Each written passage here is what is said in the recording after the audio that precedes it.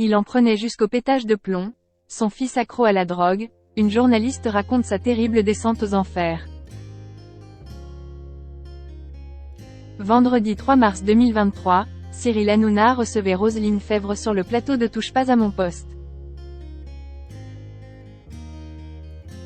Autrice du livre Les battements du colibri paru en 2021, la journaliste politique est revenue sur son long combat pour sortir son fils de l'enfer de la drogue.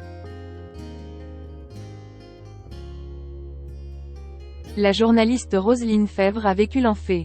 Depuis des années, elle se bat pour sauver la vie de son fils Arthur, accro à la drogue.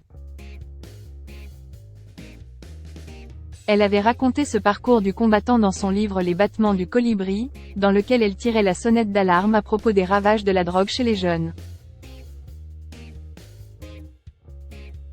Vendredi 3 mars 2023, la journaliste politique était invitée sur le plateau de Touche pas à mon poste pour aborder le sujet.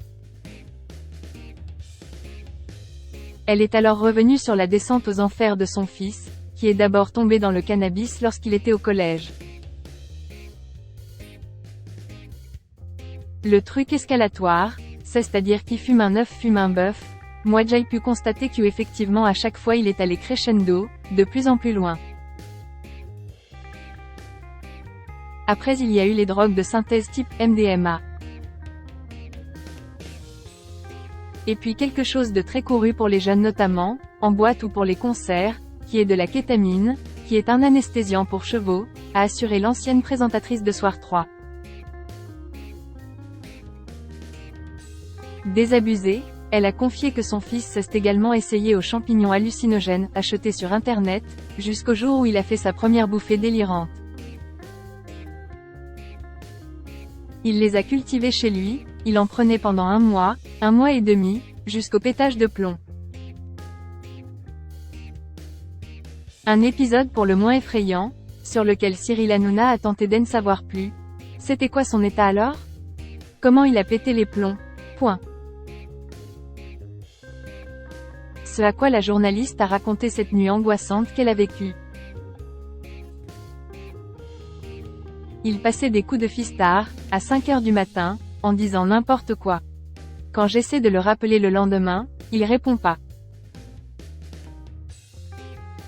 Et en fait il a disparu, il est pas chez lui.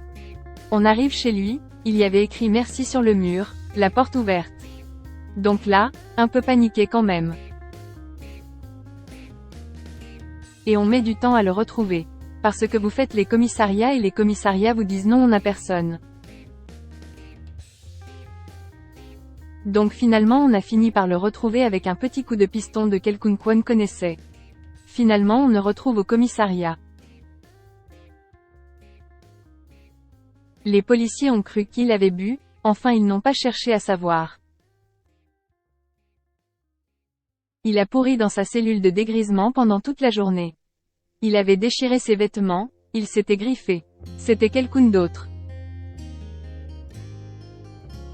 Il m'a volé des bijoux qu'il a revendus.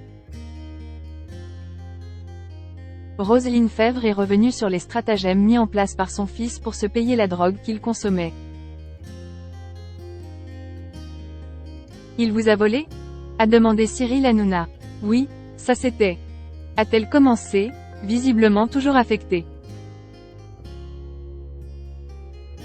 Pourquoi? Elle a raconté que son fils lui volait des bijoux pour les revendre, agissant sous l'influence de quelqu'un de nauséabond. En effet, alors qu'elle l'a décrit comme hypersensible et influençable, elle a assuré que la drogue avait totalement transformé son fils. La drogue, ça modifie l'état de conscience, fortement. C'est-à-dire que vous avez quelqu'un qui n'est plus la personne que vous connaissiez avant. Et après il redevient tout à fait normal. Un éternel ascenseur émotionnel qui commence par un pétard récréatif et qui se poursuit avec toutes sortes de substances, contre lequel la mère de famille souhaite mettre en garde.